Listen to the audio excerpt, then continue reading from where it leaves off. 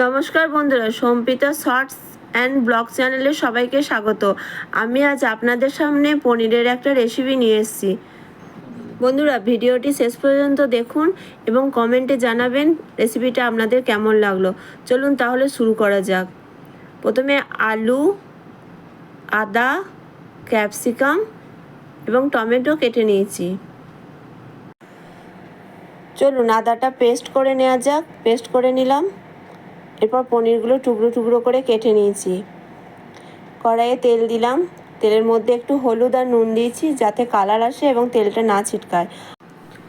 চলো আলুগুলো সব একে একে দিয়ে দিই, তারপরে আস্তে আস্তে আলুগুলো ভাজা হোক। দেখো বন্ধুরা, আলুগুলো ভাজা হয়ে গেছে। এবার আমি আলুগুলো তুলে নেব। চলো তুলে নিই তাহলে। এবার ওই তেলের মধ্যেই পনিরগুলো দিয়ে দিচ্ছি। সব পনিরগুলো একে একে দিয়ে দিই। পনিরগুলো ভাজা হচ্ছে। এবার পনিরগুলো একটু উল্টে দেব। দুটো পিঠই লাল লাল করে ভেজে নেব। এরপর পনিরগুলো আমি তুলে নেব।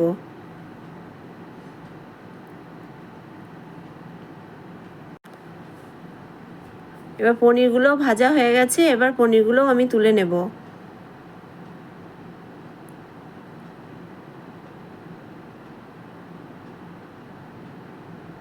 সব পনিরগুলো তুলে নিয়ে আমি ওই তেলটাতেই আবার রান্না করব।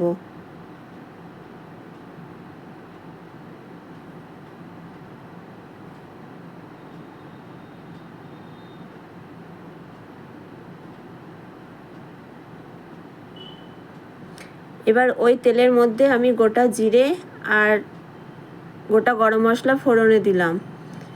একটু ভাজা ভাজা হয়ে গেলে আমি ওর মধ্যে ক্যাপসিকাম, টমেটো কুচি দিয়ে দেব। তারপর ভালো করে ভেজে নেব। চলো ভাজা হোক ততক্ষণ।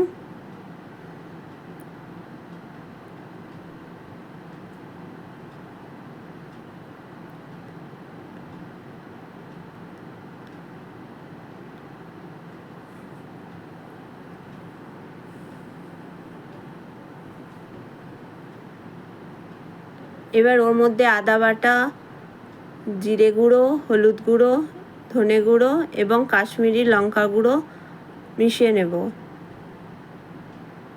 তারপর মশলাটাকে ভালো করে কষিয়ে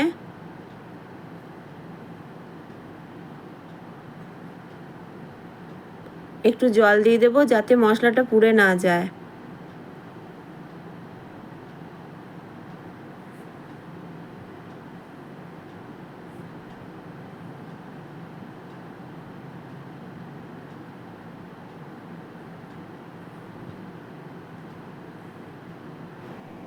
একটু কাশ্মীরি লঙ্কা গুঁড়ো দিলাম।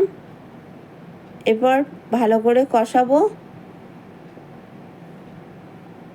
তারপরে মশলাটার মধ্যে একটু জল দিয়ে দেবো যাতে মশলাটা পুড়ে না যায়। দেখো বন্ধুরা, তেল ছেড়ে দিয়েছে। এবার ওই মশলার মধ্যে আলুগুলো একে একে দিয়ে দেব।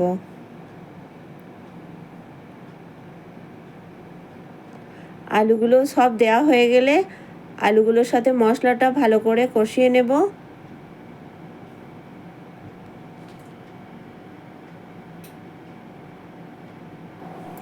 চলো কষানো হয়ে গেছে। এবার নুন, পরিমাণ মতো চিনি দিয়ে দিলাম। এরপর জল দিয়ে ফুটতে দিলাম। একটু ফুটে যাক, তারপর পনিরগুলো এর মধ্যে দিয়ে দেব। চলো পনিরগুলো দেওয়া হয়ে গেছে। এবার একটু নেড়ে নিই।